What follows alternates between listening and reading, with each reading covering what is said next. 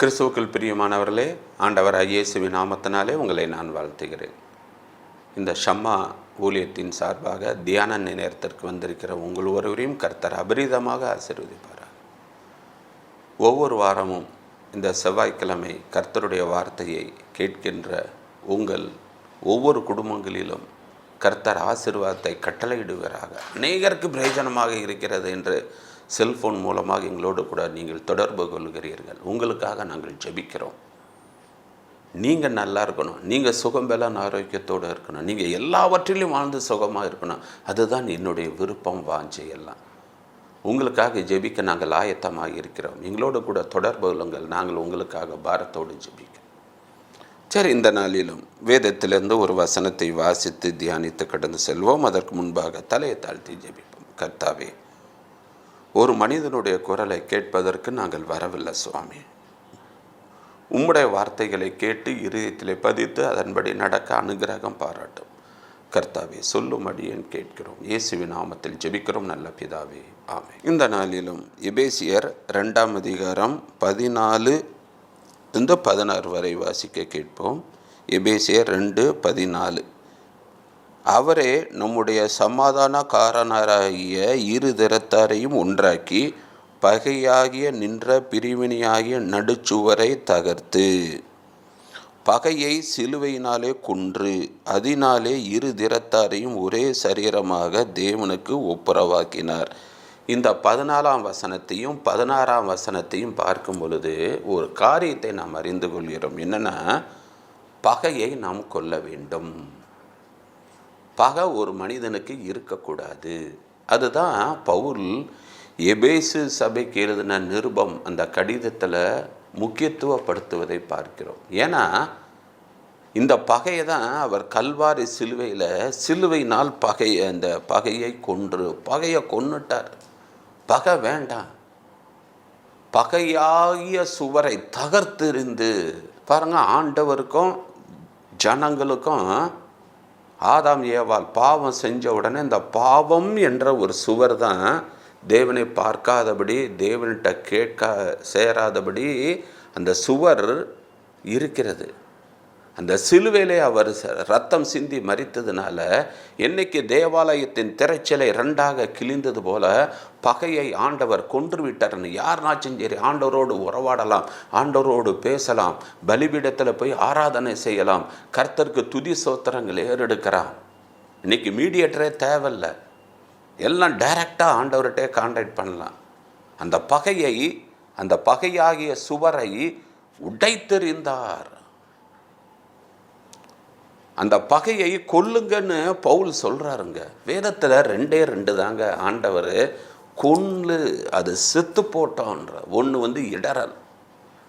மீதி எந்த பாவத்தையும் ஆண்டவர் மன்னிச்சுறார். நீ என்கிட்ட வா, நான் உன்னை மன்னிக்கிறேன்னு. ஆனால் அந்த இடறல் மட்டும் என்ன சொல்கிறாரு, உன் கண்ணு இடறலா பிடுங்கி போடு, அது வேண்டாம் உனக்கு. உனக்கு கை இடறலா வெட்டி போடு, அது உனக்கு வேண்டாம். உன் கால் இடறலா தரித்து போடு, வேண்டாம். அவனை என்ன செய்யணும்னா, எவன் நிமித்தம் இடறல் வருகிறதோ அவன் கழுத்தில் எந்திர கல்லை கட்டி நடு சமுத்திரத்தில் ஆழத்தில் போட அவன் முங்கி அவன் சாகட்டுன்றாரு. வேண்டாம். மற்றவனுக்கு ஆவிக்குரிய வாழ்க்கையில் வளர விடாதபடி, மற்றவங்க முன்னேற்றத்துக்கு தடை செய்யாதபடி, மற்றவனை சபைக்கு வர விடாதபடி, யாரெல்லாம் இடறலாக இருக்காங்களோ அவங்களெல்லாம் கொன்று போடுன்றாரு, வேண்டான்றாரு. 2வது பகையை கொல்லு. அதைத்தாங்க தெளிவாக பகையை சிலுவையினாலே கொன்று, சிலுவையினால் கொல்லுங்க, பகை வேண்டாம். இன்னைக்கு எத்தனை பேருடைய இருதயத்தில் பகை இருக்குது, வெளியே காட்ட மாட்டாங்க, உள்ளுக்குள்ளே வச்சுருப்பாங்க. கிறிஸ்துவுக்குள் பிரியமானவர்களே, சில பேர் முகம் கொடுத்து பேச மாட்டாங்க, உள்ளுக்குள்ளே ஒரு கசப்பு. மன்னிக்க பழகுங்க, மனதார மன்னிங்கங்க, அது உங்களுக்கு ஆசீர்வாதம் கிடைக்கும். சரி, ஏன் பகைக்கிறோம்? ஏன் பகை நமக்குள்ளுக்குள்ளே வருது? அதைத்தான் இந்த நாளிலே பார்க்க போகிறோம். முதலாவதாக ஆதியாகமம் 27ஆம் அதிகாரம் 41ஆம் வசனத்தில் யாக்கோபை அவன் தகப்பன் ஆசீர்வதிக்கும் பொழுது ஏசா யாக்கோபை பகைத்து மற்றவங்கள் ஆசீர்வதிக்கப்படும் போது சிலவங்க அதை பார்த்துட்டு இருக்க முடியல அவங்களால. இங்கு ஏசா ஆசீர்வாதத்தெல்லாம் யாக்கோபு பறித்துட்டானே, உடனே அவன் மேலே ஒரு பகை, என் தகப்பன் நாட்கள் முடியட்டும், அவனை நான் கொன்று போடுவேன். அவ்வளவு கசப்பு, கொலவெறி. இன்னும் கொஞ்ச நாள் தான் எங்கள் அப்பா இறக்கட்டும், அதை பிறகு இவனை உரையை போட்டு கொல்றேன். அவ்வளவு தகப்பன் அவனை ஆசீர்வதிச்சிட்டாரே. கிறிஸ்தவுக்குள் பிரியமானவர்களே, இந்த கசப்பு இன்னைக்கு எத்தனை பேர்கிட்ட இருக்குது, இன்னைக்கு சபையில் இருக்குது. எனக்கு தெரியும் நிறைய பேர் அப்படியே அபிஷேகத்தில் நிரப்பாங்க, அந்நிய பாஷையில் பேசுவாங்க, ப்ரேயர்லாம் கண்ணீரோடு அப்பா அப்பா அப்பான்னு அழுது ஜெபம் பண்ணுறாங்க. ஆனால் அந்த ப்ரேயரில் உள்ளவங்க கூட பேசாமல் எத்தனை வருஷம் இருக்காங்க, பக்கத்து வீட்டோட பேசாமல் எத்தனை பேர் இருக்காங்க. அவங்க ஜெபம் கேட்கப்படுமா? ஏன் அதெல்லாம் நினைக்க மாட்டாங்களா? ஏன் கூட பிறந்தவங்க கூட எத்தனை பேர் கூட பேசாமல் இருக்கீங்க, மன்னிக்க முடியல, மறக்க முடியல. பாரு, நீங்கள் அழுது ஜெபம் பண்ணி அந்த ஜெபத்தை ஆண்டவர் கேட்பாரா? ஆண்டவர் ஒரு ஆலயத்தில் உட்கார்ந்துருக்கிறாரு, ஒருத்தன் காணிக்க கொண்டு வரா. ஹலோ பிரதர், என்ன காணிக்க முதல்ல வை, உன் சகோதரன் கூட ஒப்புரவாக, அதற்கு பின்பு காணிக்கை செலுத்து. காணிக்கையே அங்கீகரிக்காத தேவன் உங்கள் ஜெபத்தை கேட்பாரா? கண்ட சகோதரனிடத்தில் அன்பு கூறாதவன் காணாத தேவனிடத்தில் எப்படி அன்பு கூறுவான்? ஒன்று நீங்கள் பரலோகத்துக்கு போனால், இல்லாட்டி அவன் பரலோகத்துக்கு போனால், ரெண்டு பேரும் எப்படி இங்கேயே ஒற்றுமை இல்லையே, பிற எப்படி பரலோகத்தில் ஒற்றுமையாக இருப்பீங்க? ஏன் அதெல்லாம் உணர மாட்டீங்களா? அப்படி என்ன கசப்பு, அப்படி என்ன பகை? அந்த பகை இருந்துச்சுன்னா இன்றைக்கி சிலுவையை வச்சு ஒரே குத்தி அந்த பகையை கொன்று போடுங்க. அது வேண்டாம் என்று வேதம் எச்சரிக்கிறது. அவனை ஏன் ஆண்டவர் ஆசீர்வதிக்கிறாரு? யோசிங்க. யோசிக்கிறது கிடையாது. இன்னைக்கு வந்தவன் நல்லா இருக்கான், இன்னைக்கு வந்தவன் அப்படி இருக்கான். பொறாமை வேண்டாம். அது ஆதியாகமம் 37:4 யோசேப்பை அவன் சகோதரர்கள்லாம் பகைக்கிறாங்க. அவனுக்கு மட்டும் அப்பா பலவர்ண அங்கேயே கொடுக்குறார்களே, ஏன் அதை யோசிக்கணும்? ஏன் அப்பா அவனுக்கு மட்டும் செய்கிறாரு, ஏன் எனக்கு செய்கிற? அப்போ நான் செய்கிற தப்பு என்ன? அதை நினைக்கணும், அதை உணரணும், திருந்தணும். சகோதரர்கள் செய்த தப்பிதங்களை எல்லாம் யோசேப்பு தகப்பன்ட்ட சொல்லி வருவான். அப்போனா என்ன அர்த்தம்? இவங்கெல்லாம் தப்பிதம் பண்ணுறாங்க, தப்பு பண்ணுறாங்க. அவனுக்கு ஆசீர்வதிக்கிறார், அவனும் ஆசீர்வதிக்கிறார். ஏன் நம்மளை ஆசீர்வதிக்கிறார்? அது யோசிக்கணும். முதலே ஏதேன் தோட்டத்தில் காயின் யோசிச்சிருக்கணும், ஏன் ஆண்டவர் ஏன் காணிக்கைகளை அங்கீகரிக்கலை? ஆண்டவர்கிட்ட கேட்டிருக்கணும், அப்பா ஏன் என் காணிக்கை அங்கே நான் என்ன தப்பு பண்ணேன், இல்லாட்டி எது உமக்கு பிடிக்கும், எது நான் செய்யணும்னு கேட்டிருக்கணும். இல்லை தம்பிகிட்ட போய், தம்பி உன் காணிக்கையை மட்டும் ஆண்டவர் அங்கீகரித்தார, நீ எப்படி படைச்ச சொல்லு, ஆண்டவர் என் காணிக்கையை அங்கீகரிக்கலை, நான் ஏதாவது மாற்றணுமா திருந்தணுமா கேட்டிருக்கணும். அதை விட்டுட்டு கொலை செஞ்சுட்டான். பார்த்தீங்களா?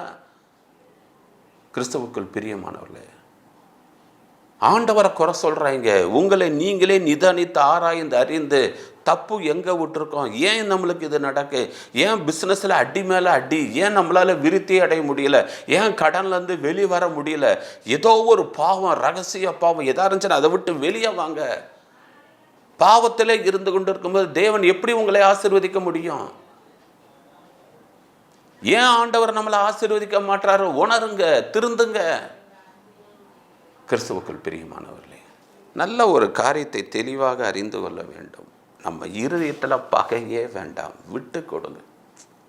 சரிப்பா நல்லா இருந்துட்டுப்பா, சரிப்பா நீயாவது நல்லா இருப்பா, என்னென்ன நல்லா இருக்கீங்களா, என்ன நல்லா இருக்கீங்களா, ரைட் ஓகே பாய். என்னென்ன என்ன ஒருத்தன் செய்கிறது பிடிக்கலையா ஒதுங்கிருங்க. சண்டைக்கு போகாதீங்க, தர்க்கம் பண்ணுங்க, அவங்களோட கூட வாக்குவாதம் பண்ணாதீங்க, செஞ்ச தப்பை நியாயப்படுத்தி பேசாதீங்க. நல்லது செய்யுங்க, உங்களுக்கு நல்லது கிடைக்கும். அநியாயத்துக்கு துணை போகாதீங்க.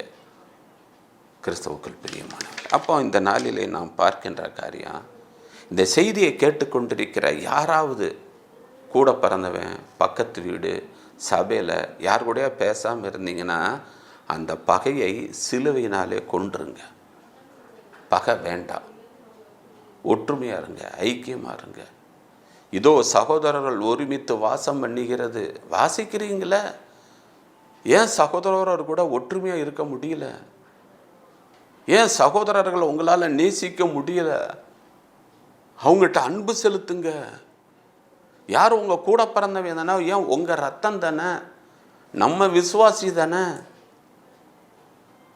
உங்களுக்கு பதவி கிடைக்கல, உங்களுக்கு வர வேண்டிய ப்ரொமோஷன் அவன் வாங்கிட்டான்னா ரைட், ஓகே, ஆண்டவர் இன்னும் பிறகு ஆண்டவர் என்னை உயர்த்துவார். ஏன் அந்த சகிப்புத்தன்மை வர மாட்டேங்கு? எனக்கு வர வேண்டிய பதவி அவன் பறிச்சிட்டானே, என் ப்ரமோஷனுக்கு இவே தான் என் ப்ரமோஷன் தடைக்கு இவே தான் காரணம். இன்றைக்கி நல்லா இருக்க வேண்டிய இவனால தான் நான் இன்றைக்கி இவ்வளோ தூரம் இருக்கேன். மற்றவங்க மேலே கசப்புப்படாதீங்க. ஆண்டவர் யாரை உயர்த்த வேண்டும் என்று நினைத்திருக்கிறாரோ அவனை உயர்த்துவாருங்க. எந்த தடை வந்தாலும் சரி, ஆண்டவர் ஒரு வேலை வந்துச்சுன்னா அவர் உயர்த்துவாருங்க. குறுக்கோலியில் போகாதுங்க. கர்த்தர் ஒருவனை உயர்த்தாவிட்டால் எந்த மனுஷனும் அவனை உயர்த்த முடியாது. சாலமனை குறித்து ஒரு கதை ஒன்று சொல்லுவார்கள். என்னவென்றால், சாலமன் குதிரையில், சாலமன் ராஜா, பழைய ஏற்பாடில் சாலமன் ராஜா குதிரையில் போயிட்டு இருக்கும் பொழுது ஒருத்தன் விறகு வெட்டிக்கிட்டு இருந்தான். அவர் கீழே இறங்கி, தம்பி, விறகு வெற்றிய கஷ்டப்பட்டு வெற்றிய உன் பேர் என்னன்னு? என் பேர் சாலமன். சாலமனா? என் பேர் வச்சிருக்கிற நீ விறகு வெட்டி சம்பாதிக்கவா? கிடையவே கிடையாது. நீ காலமெல்லாம் சந்தோஷமாக கால் மேல் காலை போட்டுக்கிட்டு நல்லா இருக்கணும், நீ கஷ்டப்படக்கூடாது. நான் அந்த என் 2 போர் சேவர்கள்ட்ட பொண்ணு வெள்ளி இன்னும் நிறைய பணம் இதெல்லாம் கொடுக்குறேன், அதை வச்சு சந்தோஷமாக வாழுன்னு ராஜா போயிடுறார். சாயந்தர நேரம் என்ன பண்ணாங்க, 2 போர் சேவர்கள் எல்லாத்தையும் கொடுக்குறாங்க. இவன் சந்தோஷமாக இருக்கான். எல்லாம் ஒரு மரத்தடியில் வச்சு அந்த விறகை வெட்டினதெல்லாம் வெட்டிக்கிட்டு வீட்டுக்கு போனான். ராஜா கொஞ்ச நாள் கழித்து மறுபடியும் வரும்போது அதே விறகு வெட்டிட்டு இருந்தேன். ஏன் நான் போன விட்ட உனக்கு பொண்ணு வெள்ளி பணம்லாம் கொடுத்தேன்லப்பா, இன்னும்ப்பா ஏன்ப்பா விறகு வெட்டிக்கிட்டு இருக்க? இல்லை ராஜா, நீங்கள் எல்லாம் கொடுத்தீங்க, நான் வீட்டுக்கு கொண்டு போகும்போது அதை மறந்து வச்சுட்டு போயிட்டேன் அப்படின்னு. அது வேற எவனோ ஒருத்தன் எடுத்துக்கொள்ட்டான் அப்படின்னு. சரி, நான் இன்றைக்கும் உனக்கு நான் எல்லாத்தையும் அனுப்புகிறேன், நீ சந்தோஷமாக, இனிமேல் நீ விறகு வெட்டக்கூடாது அப்படின்னு. சரின்னு கொஞ்ச நேரத்தில் என்ன பண்ணான், ராஜா வீட்டுக்கு அரண்மனைக்கு போய்விட்டார். அவன் நினச்சான், நாளைக்கு ராஜா நம்மளுக்கு இதெல்லாம் கொடுப்பார், இனி நான் கஷ்டப்பட வேண்டியதில்லை, நான் சந்தோஷமாக இருக்கலாம் அப்படின்ட்டுன்னு. கொஞ்ச நாள் ஆச்சு. ராஜா மறுபடியும் அந்த பக்கம் கூடி வரும்பொழுது அவன் விறகு வெட்டிக்கிட்டு இருந்தான். என்னப்பா 2ஆம் வட்டமும் உனக்கு நான் கொடுத்து விட்டேனே, என்னாச்சுன்னு. ராஜா, அதை ஏன் கேட்குறீங்க?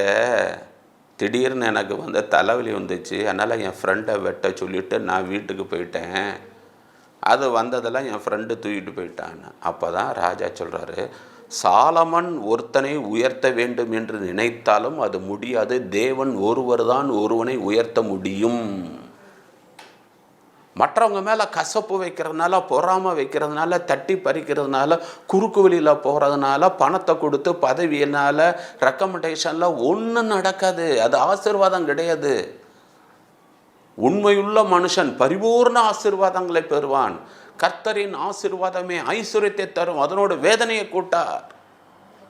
கிறிஸ்துவுக்குள் பிரியமானவர்களே, இந்த ஆசீர்வாதங்கள்லாம் உங்களுக்கு வரணும்னா இப்போ உங்கள் இதயத்தில் கசப்பு இருக்கா, தூக்கி போடுங்க, பகையெல்லாம் கொல்லுங்க, மறுக்கிட்ட ஃபோனை போட்டு மற்றவரோட ஒப்புரவாகுங்க, என்னை மன்னியும் சொல்லுன்னு காம்ப்ரமைஸ் ஆகுங்க. கர்த்தர் உங்களை ஆசீர்வதிப்பார். தலையை தாழ்த்தி ஜெபிப்போம். அன்புள்ள ஆண்டவரே, பகை ஒவ்வொருவருடைய உள்ளத்திலும் இருதயத்திலும் இருக்கக்கூடாது. அந்த பகையை நீர் சிலுவையினாலே தகர்த்தெறிந்து போட்டீர். நாங்களும் அந்த பகையை, எங்களுக்குள்ளே இருக்கிற மற்றவர்கள் மீது உள்ள கசப்பு, பொறாமை, அந்த பகையை சிலுவையினாலே நாங்கள் கொன்று விடுகிறோம். இனி எங்களுக்குள்ள அந்த பகை கிடையாது சுவாமி. நீர் அப்படி செய்யப்படுற கிருபைக்காக நன்றி. இந்த செய்தி கேட்டுக்கொண்டிருக்கிற ஒவ்வொருத்தருடைய இருதயத்திலும் இருக்கிற பகையெல்லாம் எடுத்து போடும், கசப்பெல்லாம் எடுத்து போடும். ஒற்றுமை, ஐக்கியம், ஒரு மனதை நீர் கட்டளையிட வேண்டுமாறு ஜெபிக்கிறோம். நீங்கள் அப்படி செய்யப்படுற கிருபைக்காக நன்றி. ஆசீர்வதியும் வழி நடத்தும் இயேசுவின் நாமத்தில் ஜெபிக்கிறோம் நல்ல பிதாவே, ஆமென். கிறிஸ்துவுக்குள் பிரியமானவர்களே, இந்த செய்தி மிகவும் பிரயோஜனம் உள்ளதாக இருக்கும் என்று நான் நினைக்கிறேன். பகையெல்லாம் கொண்டிருப்பீங்கன்னு நான் நினைக்கிறேன். இல்லாட்டி சிலுவை எடுங்க, ஒரே குத்து பகையை தூக்கி போடுங்க. கர்த்தர் உங்களை அபரிதமாக ஆசீர்வதிப்பார். God bless you. God bless you.